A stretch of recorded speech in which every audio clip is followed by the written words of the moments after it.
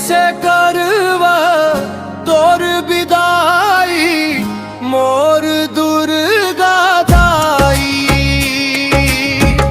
कैसे करवा तोर विदाई मोर दुर्गा दाई।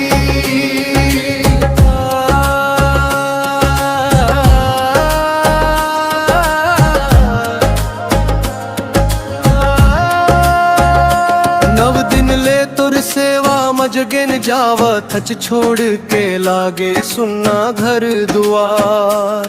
दीप जले मन मां बस तोर बिना लागे जग अंधिया।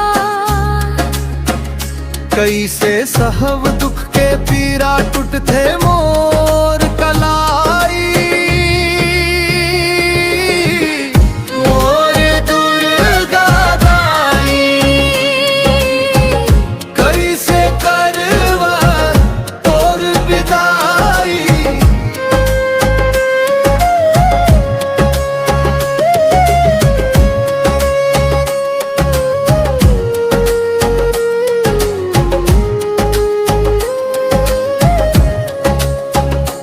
जस गा के तोला बनाए फूल माला चुनरी चढ़ाए।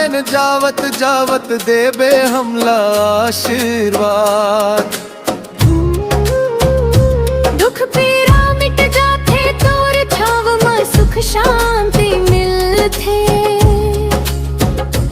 अगले बरस जल्दी आवे करके हमला यार। तोर भरोसा जियत हवन तही हच जग के